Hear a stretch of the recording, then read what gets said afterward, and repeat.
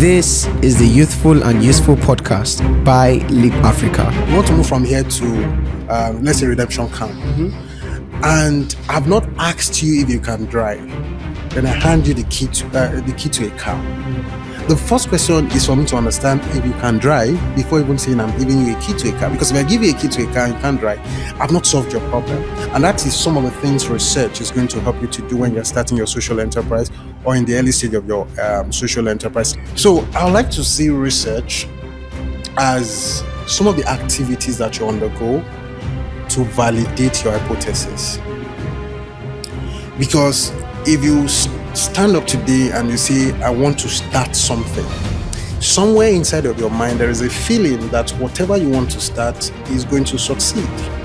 Somewhere inside of your mind, there is a mindset that makes you feel like what you want to do is something that is needed, most especially when it is a social enterprise, is going to solve an actual problem. So research in that sense is you trying to validate that hypothesis that you have.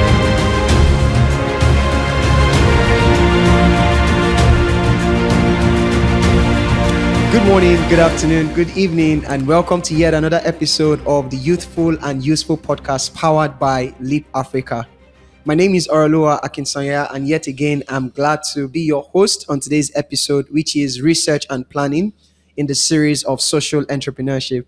So I encourage you at this point to like, share, and subscribe if you haven't, and go back to previous videos to be equipped, resourced with information that will be beneficial to your business as a social entrepreneur. Today, I'm not here by myself, but just in case you are joining us for the first time, Leap Africa is a youth development organization given to driving impact across 5 programmatic areas: entrepreneurship, employability, education, active citizenship, mental health, and well-being. Today, I have a special guest who is vast on research and planning and will be contributing to this conversation, and I'll just go ahead and introduce him. This person is a development professional with an unparalleled passion for capacity development. His career is centered around designing and implementing enterprise support programs that have helped Nigerian entrepreneurs start, grow, and scale their enterprises, recording over 70% success rate. He has directed, managed enterprise development initiatives while also facilitating business development sessions that improved over 5,000 businesses across Nigeria. His commitment to diversity, equity, and inclusion contributed to his contribution to drafting the Disability Inclusion Strategy document. He graduated from the Federal University of Agriculture, Abeokuta, with a degree in plant breeding and seed technology. Beyond these professional endeavors, this guest of ours, very special one at that, loves Nigeria. He's patriotic, and this is evident in his optimistic outlook of the nation's future. He holds a certificate in Google's Foundation of Project Management and is an associate human resource professional from the Integrated Institute of Professional Management, IIPM, Abuja. He has a diploma in business analysis and ISO management systems from Transformation College and is an alumnus of the McKinsey Forward Program and Young African Leaders Initiative, RLC, online cohort 10.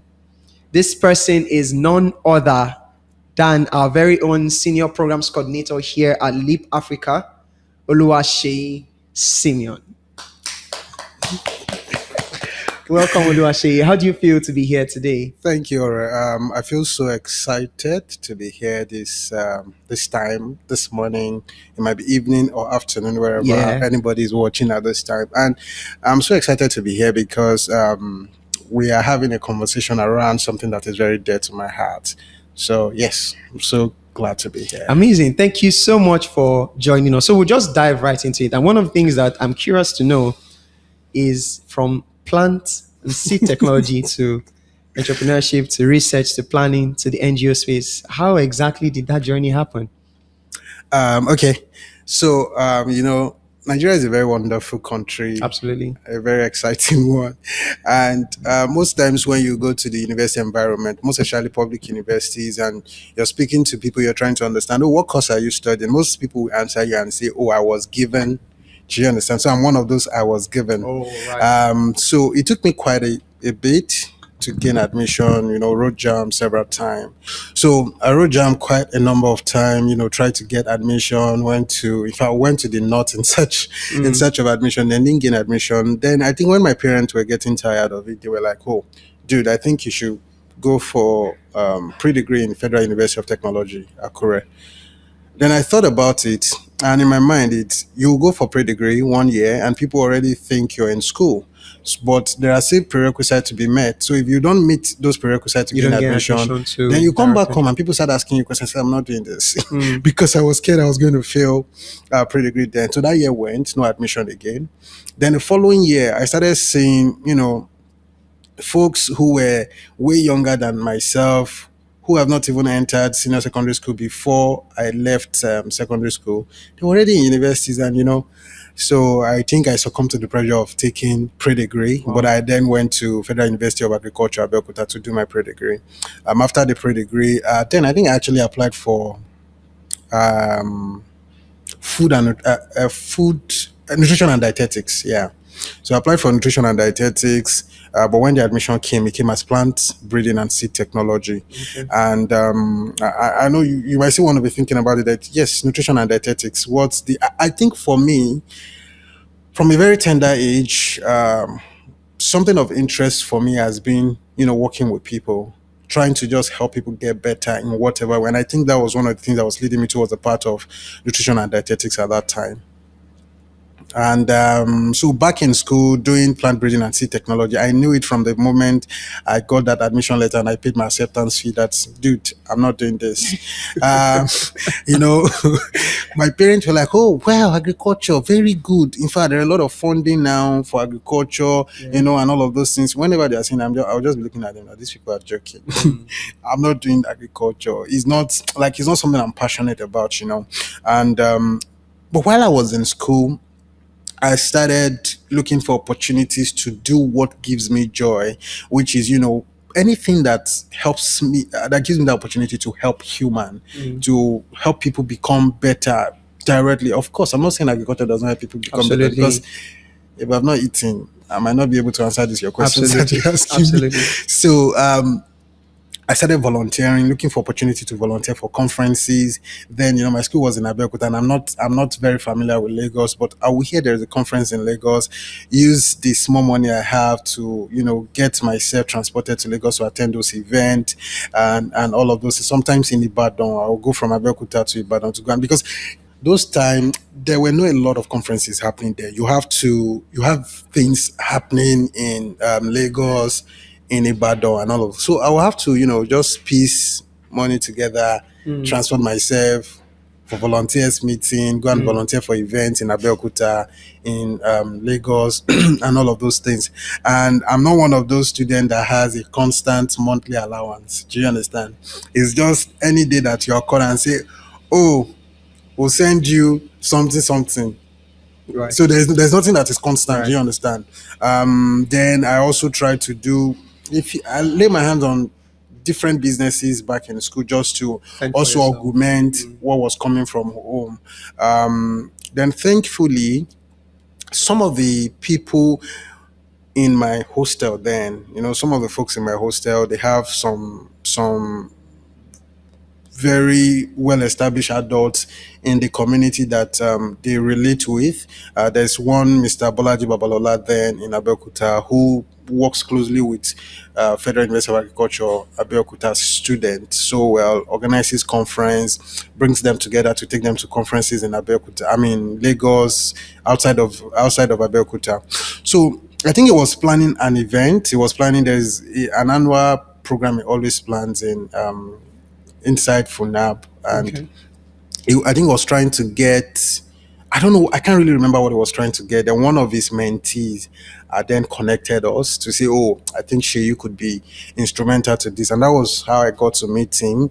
And I think meeting him, I That guess was he the saw beginning some of your things journey. in me, and he brought me on board. I joined his team. I started volunteering for him. So most times when he's taking people out of Abeokuta to Lagos for conference or something, I'm part of people who plan, who share the registrations and all of that. And When I was about getting to 300 level, from a very tender age, I've always been this person that likes talking and all of those things. And I said, I think I want to concert this skill. So I went to Ibadan. I have like a family friend in Ibadan, and I went to put up. I pieced the money together. It was 10,000 naira then for the training. I pieced the money together. Then went for a public speaking training in Ibadan. I think it took me about. I can't really remember the duration of that training.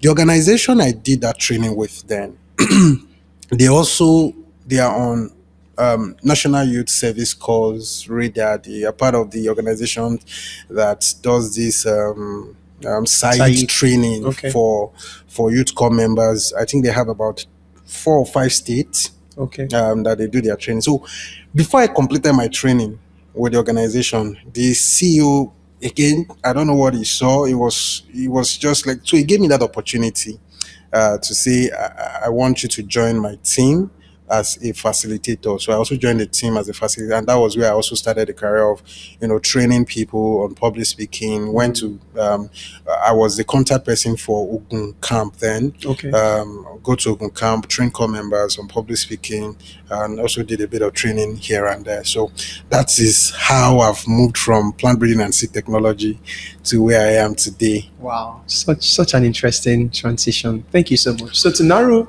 down into our topic for today, it's research and planning. And the audience on the other side we are talking to are those who are in the early startup phase of their businesses, social enterprise, and those who are also intending to start up their businesses. And so I want you to start off by just speaking to us on the importance of research and planning. Okay. So most times when we hear research and planning, it is always sounding very technical, and sometimes you might want to start thinking about data analyst. You might want to start thinking about um, people with high level of expertise in the field of research. But when it comes to business, I choose to see it. Should I say I choose? I would like to see it in a different light, because if you see it in that light of what research is, the widespread knowledge of research, we might lose some of the essence of what is needed for a small business or someone that is just looking at starting their enterprise. So I would like to see research as some of the activities that you undergo to validate your hypothesis.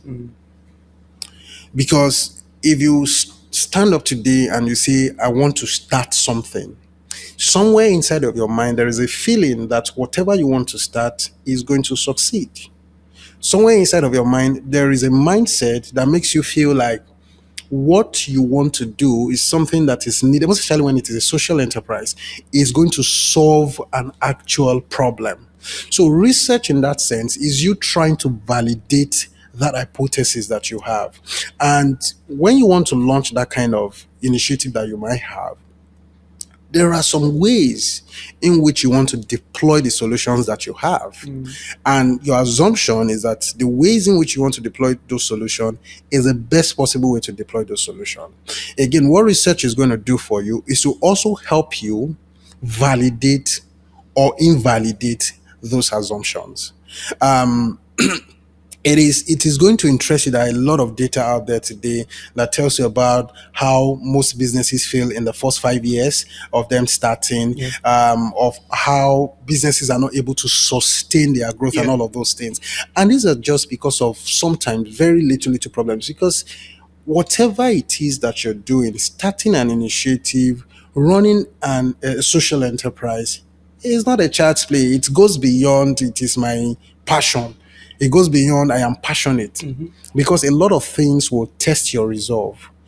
Before you get to that point where a lot of things are testing your resolve, you actually have to test those resolve yourself. And that is where research comes into play.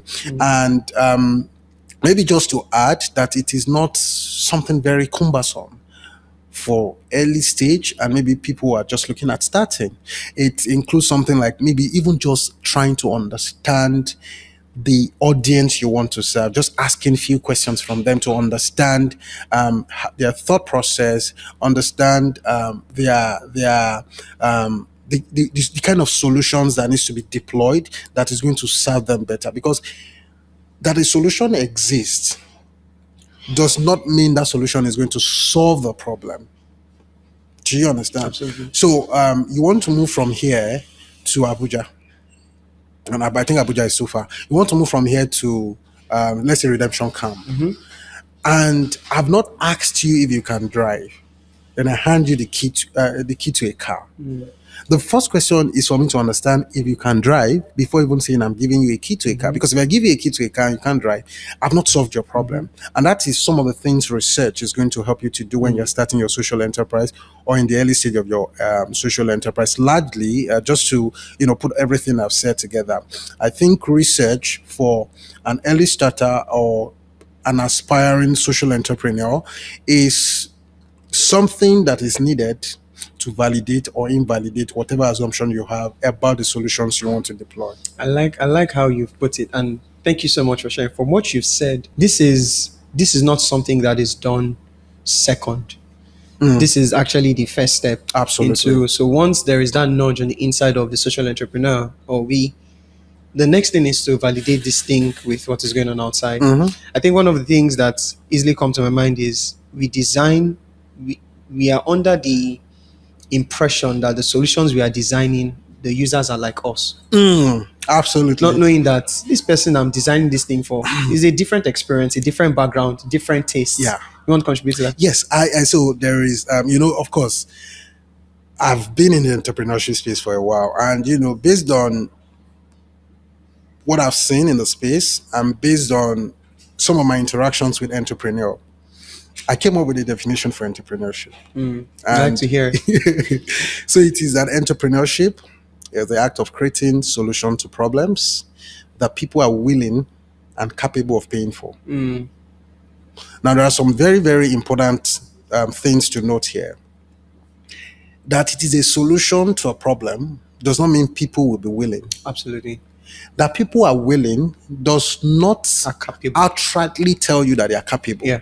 Because the truth of the matter is, most of the time when I'm in sessions, I'm taking sessions and I use this definition, one of the things I do is also carry out some forms of research to validate if the definition is right or not, And sometimes I just ask them, what are your most, your favorite car model? So, there are always some very popular car models that comes up and you see a lot of people, majority of people mention some car models. So, assuming you've told me that a certain car model was sponsoring this podcast, maybe I would have mentioned some car model. But since no car model is sponsoring us, I won't mention any. So, and you see a lot of people raise up their hand. Then the next question is, how many of you would like to have that car right now and here? You see a lot of people again raise up their hand. Next question. Can you? How many of you have the capacity to buy this car? Right. And people start looking at you. So as a social entrepreneur, let me say as an entrepreneur, let's assume what I was doing at that moment was a research. And I stopped at the point where I said, how many of you are willing to have this car here and now? And I see those hands, and I jumped into the market. Yeah. And I started producing. Have you seen I've shot myself in the leg? Yeah. So the fact that you have thought about something you think is a problem, because quite a number of people actually start things because it was a problem for them, and they felt if they're having a problem, it should be a problem for other people. The truth of the matter is, most times it could be a problem for other people, but the way it has to be solved is not the same way it has to be solved for you. Individual level. Do you understand? So, when you're talking about basic, some things, when you talk about basic needs of human, before you decide what is basic for anybody, you have to go back to Maslow's hierarchy of needs before you understand what is basic for individuals. Because someone who is living on $1.50 a day, their basic need is different from someone who is living on $100 Absolutely.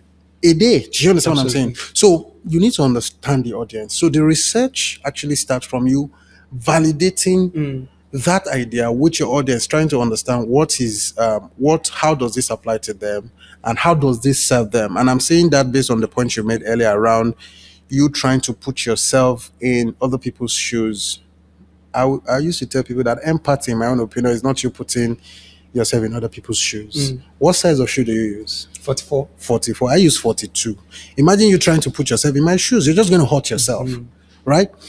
For me, I think empathy is asking the person wearing the shoe how it feels. And if we have that mindset, we'll be able to develop solutions that serve Tailor people fit. that is tailor fit. Yes. And I think people in the expert space will call it design thinking, a Yeah. design thinking approach. Absolutely. I love how this conversation is going. Thank you. So this brings us to the question on business plan. Because I believe that the business plan sort of it breaks down the categories of things that need to be researched on. So I wanted you to just touch base with us on the elements of a business plan, and if a person is thinking, so okay, how do I organize this information gathering? Because that's what research is. You are gathering information, you extract insights from it to tailor fit solutions. So what are the elements of a business plan that entrepreneurs who are intending or already practicing should be looking to fill out, and how can they ensure sustainable practices in developing their business plan? Okay. So I want to say that business plan is overrated and at the same time it is underrated. And I will explain what I mean by that. It is overrated in the sense that most of the time when people want to go into business, I think quite a number of people now knows that, it is important for you to have a business plan before you jump into any business and all of that. And people spend a lot of time putting together a business plan. In fact, people pay a lot of money, getting business plan done. But unfortunately, at the end of the day, that business plan is just dropped somewhere and nobody goes back to those business. And that's why I said sometimes it is overhyped. Overrated. It is so overrated in the sense that yes, it is important but that importance, the only importance you attach to it is getting it prepared. How about you going back to it? Because I feel like business plan is more like Google Map. When I started driving in Lagos, all of the roads always look the same to me. You had Bagada, it's looking like Ikeja. Like I couldn't have that distinct element to say this is where I was yesterday. I will be in an environment that I've been and I'm not even. But one of the things that helped me was the power of technology. I use my Google Map and I'm just navigating. So your business plan is also something like that because there are terrain that you get to. There are things you've done before, you served the customer before and everything went seamless. You might be meeting that same need for another customer, but things start seeming strange again. So if you go back to your business plan, you'll be able to fetch some of the things that you were able to put together during the start of your business to understand where the dot meets. All right. So having said that, business plan is the way to prepare your business plan these days is now more easier than how it has always been because there are a lot of resources online that you can. Yes, there are a lot of templates that you can leverage on, and there are different formats, right? But just for the basics, one of the very important aspect and like the first part that you're going to see in a business plan is what you call the executive summary. And what that does for you is that most times when you prepare your business plan, people prepare business plans sometimes because they want to get funding. Yeah. Do you understand? Or maybe they're even trying to bring on board an investor into their business. So, and most of these investors, they are folks who have a lot of things they are doing with their time. They don't really have that time to, business plan can be as small as 10 pages and they don't even have that time to even read 5 pages. So they just want something that is going to steer their interest. There is this, I can't really remember the analogy about a lady's dress that a skirt should be short enough to do something and long enough to do some other thing. I can't really remember how that analogy goes. So your executive summary should be something that has enough information to steer the interest of whosoever is reading, whosoever is with it, to say, I want to see the details of this business plan. That is what your executive summary What does. is the executive summary?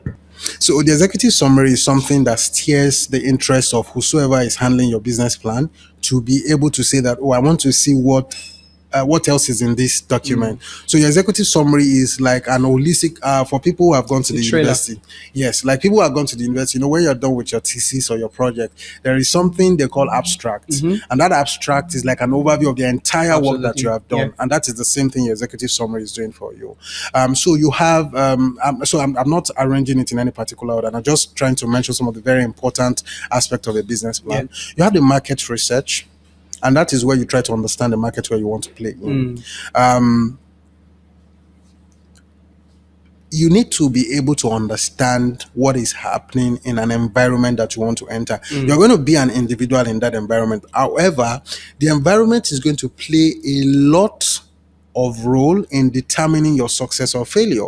The fact that you are in Nigeria today and now determines the limits of what you can and cannot do, right? So your market research is just for you to understand what are other players in the market doing. What is the valuation of that market? What are the activities in that market? You have your competitors analysis. Your competitors analysis is also to help you understand who are the other people doing what you're doing and what are the metrics that you need to take note of. Because the truth of the matter is, while it is important to note that we have moved past that era of competition, we are now in an era of co-opetition. Yes. Which means that even though we are doing the same thing, we need to look at how we can leverage on each other's network and Collaboration. strength. Yes. And when you, I think the people that does that very well, and I think I like your cap. I didn't remember to say that earlier. Thank People you. that do that a lot are the Igbos. I don't know if it's Igbos or Igbos, one of the two. When you go to an environment where you have a cluster of them doing businesses together and you're asking them for something that they don't have, they'll tell you, I have it. Let me take you to my brother's shop. Absolutely. And they take you to another shop and they get that Absolutely. stuff for you. Do you understand? Absolutely. Okay. So when you look at the Igbos, when you look at where you have them as clusters, most times when you get there and you want to buy something from them and you ask them, oh, I want to buy XYZ, and they know it's not, They don't it's have not, it. they know they don't have it. But the way they are going, it does not, they don't, it's not a shock. It doesn't happen to them by accident. They'll tell you, oh, that one not dey my shop. Yeah, make I carry you go my brother's shop. Absolutely. And they take you there and they get that product for you. And if you have not done a good competitors analysis, you don't even know people around you who, Strengths you can leverage. do you understand? I think sometimes when these social media people are talking, they will say that for you to grow your page, for you to grow your social media page, go to the page of someone that is doing something Similar. similar to you. Go and either follow the people commenting on their post. Do you understand what I'm saying? That is part of competitors analysis. Then, so that's what, and that competitor analysis, one of the things that competitor analysis also helps you with is, if you're doing a business and I am doing a business and we're in the same environment, why should a producer come and buy from you and not from me? So there's something called unique selling proposition. Yeah. So when you understand your competitors, it is easier for you to introduce a unique selling proposition that is going to differentiate you from other people in the market, right? Then there's also something called product analysis. I understand that sometimes whatever you're doing might not be product, it might be service. So you call it that product or service analysis. And this is just you helping people understand what exactly you're doing, right? What you're doing, how it fits into other things. And sometimes I think my thought is trying to jump ahead of myself and I'm holding it back anyways. So you have the product analysis, you have your financial planning and financial projection. I'm going to talk about the two together. So financial planning here, you want to talk about your startup capital. You want to talk about what is going to require for you to start whatever it is you want to do. And again, you also want to project that if we put this in and we do X, Y, Z in X number of months or in X number of years, we should be making this X number of money. Yeah. Do you understand? So as an investor, when I'm looking at that, it tells me how viable your business Yeah. is. And I think I need to also let you know at this point that my seed and plant breeding and seed technology degree is not a waste. Because on so many occasions, I've used some of the strategy, some of the principles we were taught back in school to explain some business terminologies. And back then in school, we were taught something that is called seed viability test. So when you talk about seed viability test, as a farmer, when you want to plant, the fact that you have gotten that seed from a reputable organization or reputable seed producers or whatever is not enough for you to just go and plant it. Yeah.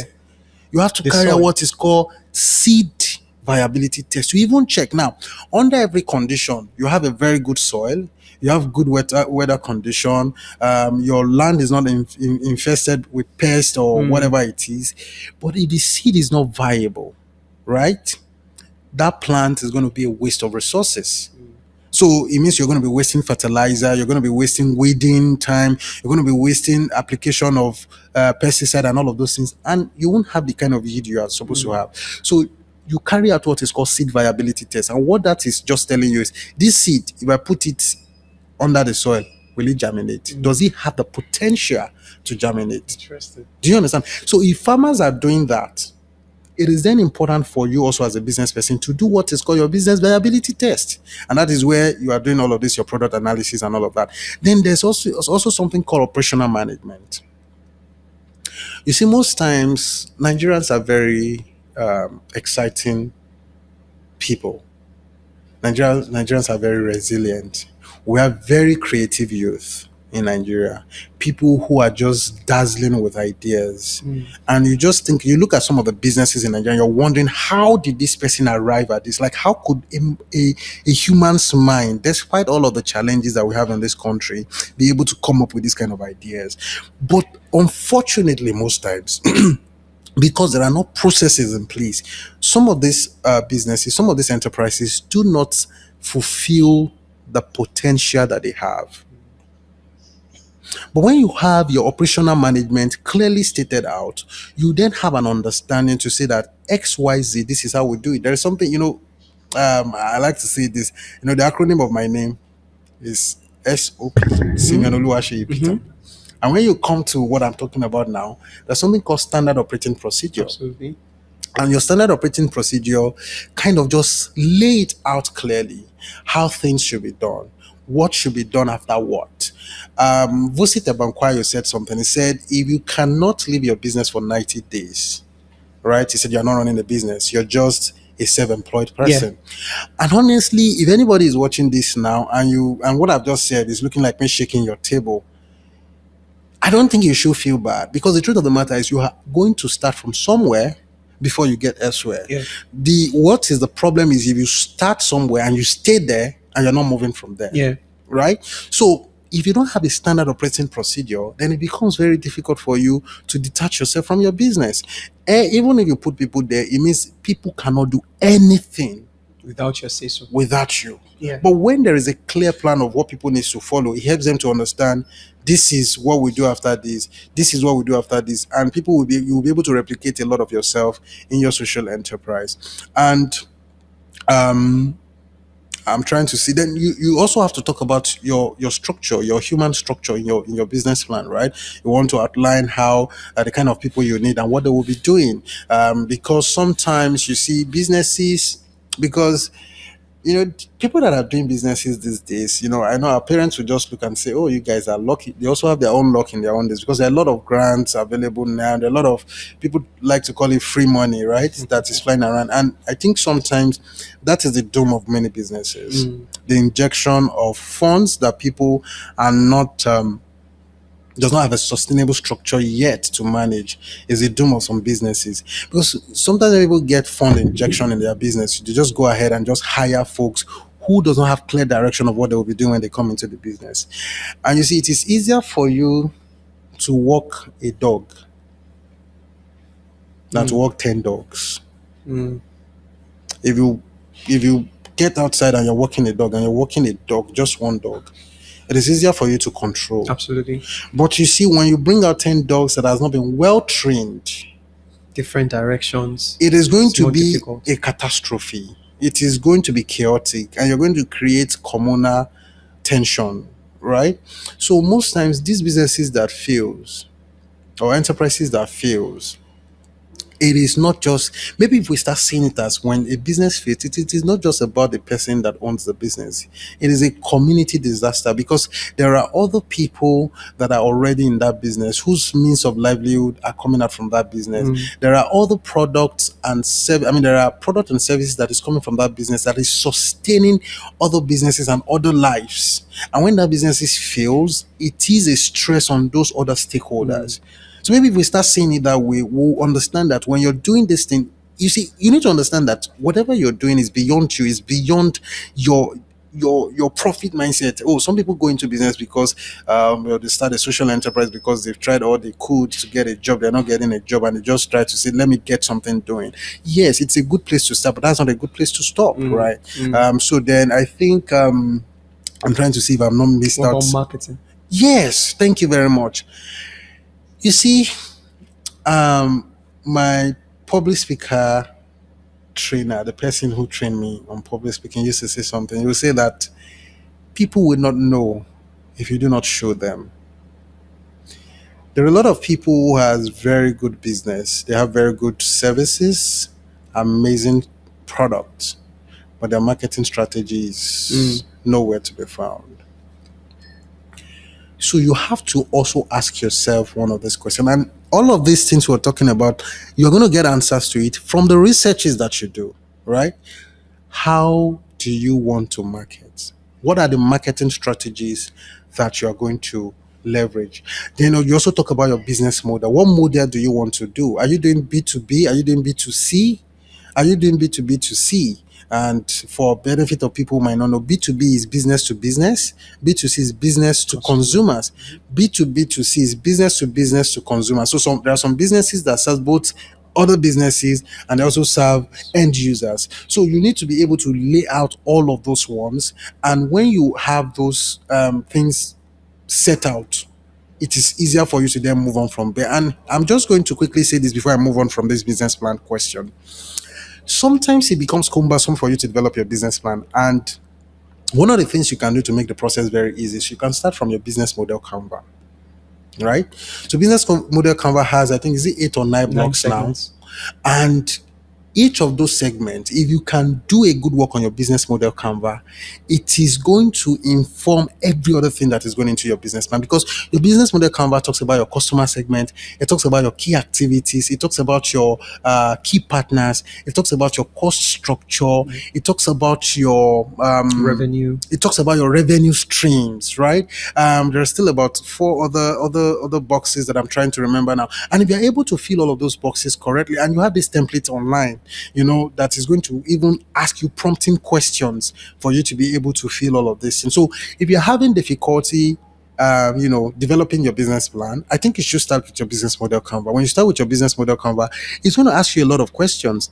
But one of the mistakes people do most times is that when they get these prompting questions, they consult one of the G's that human beings should always consult, which is Google. There are 2 G's that you can't do without: God and Google. They consult Google. You can't get all the information on Google. You need to get out of your house. You need to get out of your comfort zone. You need to speak to people. Absolutely. You need to ask questions from people who are already doing it. Because you see, a lot of people see businesses that are thriving and they just say, oh, that's the business I want to jump into. Ask the person doing the business. Because revenue is not the same thing as profitability. There are businesses generating revenue but are not profitable. So you must be able to understand and ask yourself, what resilience do you even have if it is just revenue that you'll be generating for a period of time and there won't be profitability? Do you So understand? just to thank you for leading up to that question, because that just informs my next question on. So what are the research tools or methodologies? Because we've talked a lot about the importance of what research is. We've talked about a lot about the things that are necessary to have for a sustainable business. So how then do these people go to the field? How then do they gather this type of data?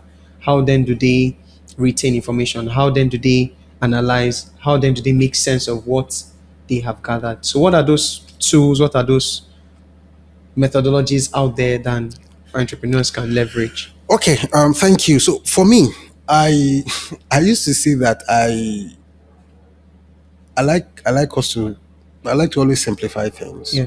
And I prefer that we take things from the very granular end.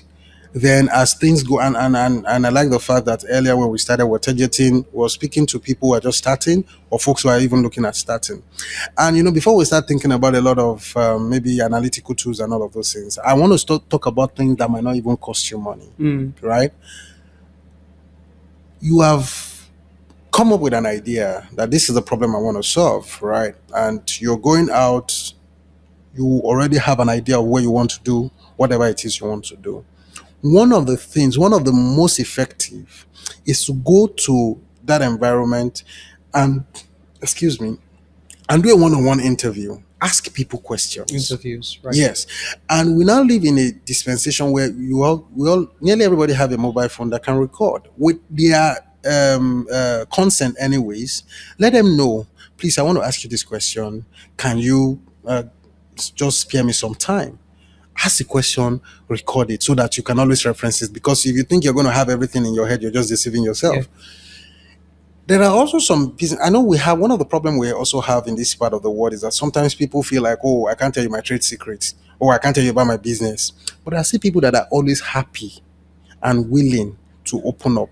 So again, talk to people who are already doing that business and let them know you want to just find out one or two things, right? That is another thing. YouTube is also a very good place. There are a lot of resources on YouTube that, and again, imagine you're trying to run a business at a solo.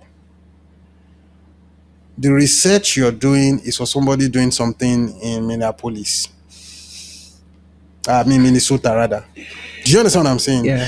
In fact, you cannot use the demography of people in Lekki, the information you get from people in Lekki, you cannot use that demography to design a solution for someone in somewhere in Songota because the reality differs, right? Yeah. So number one, I would say understand your audience. That is after you know what you want to do. The next most important thing is understanding your audience, and that is why you even start business model Canva. When you start working on business model Canva, you start from customer segment.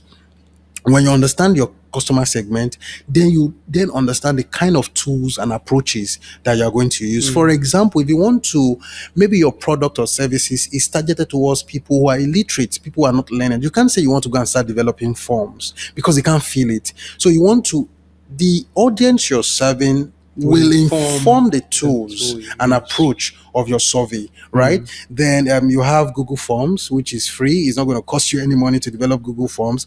Then, and this is where I know this, you might not find this in any textbook on Google, that your friends and family are also tools in research.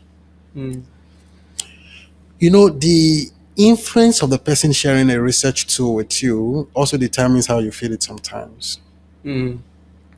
So if someone just saying a broadcast, let me feel this and all of those things. But when people have a personal touch to completing surveys, they tend to be more sincere and more truthful. Do you understand? So you want to also speak to people who believe in you. They might not be within your family and friends, but again, I want to believe your family and friends should believe in you. So you want to leverage on them. So I would say the ones that are not very complex, you have the one-on-one talk, one-on-one conversations to ask people questions. You have Google Forms, you have Survey Monkeys, right?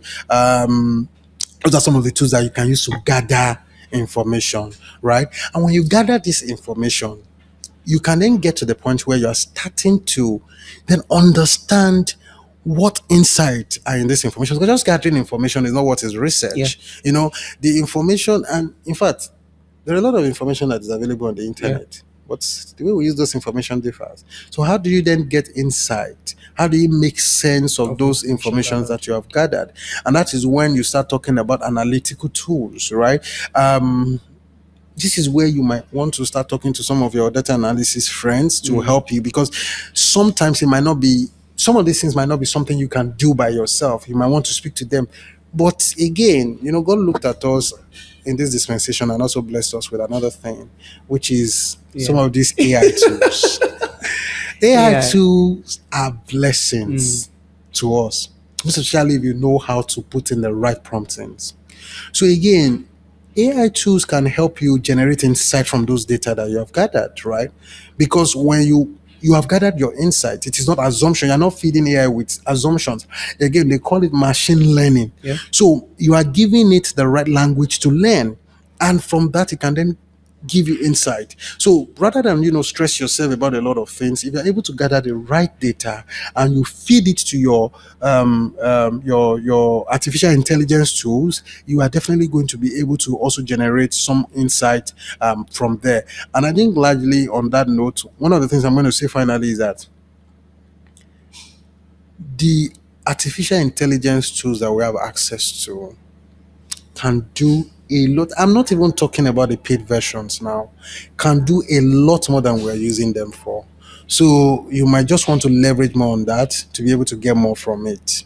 Yeah, thank you very much. Thank you so much. I want you to speak to the place of resilience in this business plan, because we often define the environment we are in as a VUCA environment, volatile, uncertain, ambiguous, and constantly changing.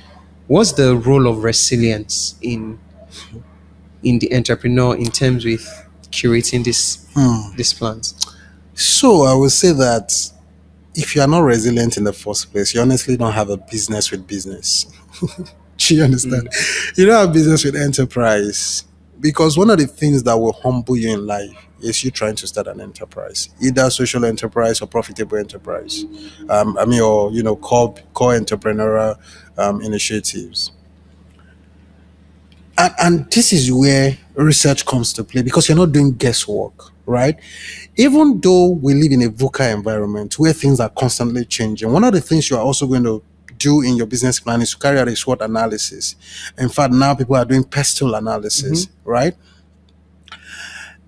You already understand. Just to break it down, for those who may not know what SWOT is or PESTLE, Okay. So SWOT is strengths, weaknesses, opportunity and threat. So your strength and your weaknesses are things within your control. Things within your control. As an entrepreneur, let's assume you used to be a dentist. You work in an environment, you work in a dental clinic, and you want to go and start a dental business. One of the strengths you have is the technical know-how, that expertise. Then the weakness, one of your weaknesses might be that you don't have business acumen, to start something like that. The opportunities are things that the environment affords you, and that was why we're talking about market analysis earlier. And the threat is also some of the situations that is outside of your control, something like government regulations, right? So some of those things that you cannot control, that is outside of your control. It might be a competitor that has more capital than you. It's a threat. You can't control what they are going to do. They can fix their price way below your own price, and you won't be able to do anything about it. And pairs to some of the other things that comes together. You have political, what's the word I can use now? Political environment. Yes, the political environment. Now you understand that every 4 years in Nigeria we change government. Every government comes with their policies, and those political policies also affect how you do your business, right? E is environment, right? S is social, right? T is technology, L is legal, and the last E is economic. So you need to understand how all of these factors comes together to affect your business. So when you have made research and you understand how these things affect your business, you'll be able to understand how to put risk mitigating factors in place. And that is what resilience here actually means, because it is not certain that you always succeed in all of the endeavors that you lay your hands upon. And what I mean, I use that word very cautiously. Like there are some things that even though you've done all the research, you have made data-driven decision, there's still chances of things falling through the crack. So the resilience is what is going to help you to be able to put together the pieces and then build forward. Yes. And some of the strategies that you might want to use in building resilience it's most especially, I want to speak to my gender more now, because I think in Africa, in this part of the world, some of us has come to see vulnerability as something that is demonic. It is against everything our masculinity represents. Weakness. It is weakness. But the truth of the matter is you have to be vulnerable. Because sometimes the reason why you see people do things, give up on their dreams, are not able to carry on again is because they bottle up a lot. Something happened. If you have to grieve. If you have to cry, you might not feel comfortable crying in front of people. Lock yourself up and cry, right? Talk to people. Those are some of the ways to build resilience, because the experience you are having presently might be an experience that someone else has had. That is how to build experience. And one of the very fundamental basis of building resilience is knowledge. You can never get enough of it. Training. Get as much training as you can get. YouTube is there. Google is there. Coursera is there, Udemy is there, Leap Africa is there for you to be able to get a lot of things. Leap Africa is there. Absolutely. To be able to get a lot of things, because one of the things this training does for you, resilience is a thing of the mind. One of the things this training does for you is that it helps you re-engineers your mind. That even though things are not looking the way you want to see it in the physical, there is a picture your mind is seeing and your mind is sticking to that picture. That is resilience. So if you do not have that community of support, it might be difficult for you to be resilient on your own. So but when you go for those kind of trainings, you're able to speak to people, you're able to get people's insights, you're able to understand how people were able to overcome their own Absolutely. challenge. I think just speaking to that as you were speaking, what came to my mind is the vision statement for every business. So Absolutely. when every business starts, they have a picture of where they Where want they're to going be. to. Yeah. And between where they started from and where there are a lot of things that have gone in between.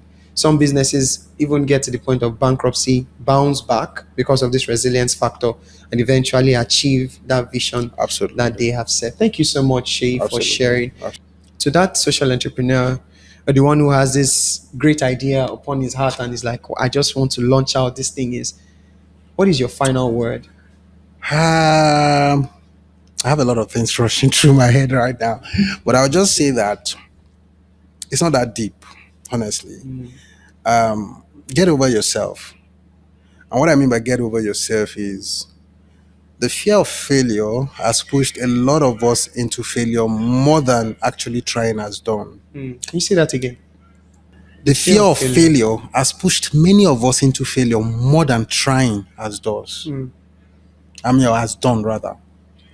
And what I mean by that is a lot of us don't go after our dreams Because of the fear of because of failing. the fear of failing.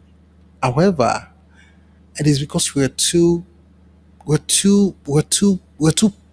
feel too important in our own eyes.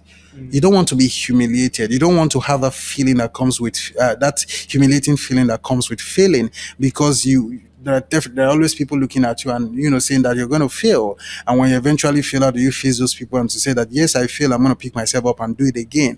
And because you feel so important to yourself, most times you don't try things out. So for that person who is looking at trying something, who is looking at starting, and is just looking at the best way to start, the truth of the matter is you can never start any better than you have it right now. Wow. If you are able to put together your ideas, do your research, understand the environment where you want to enter, start with that.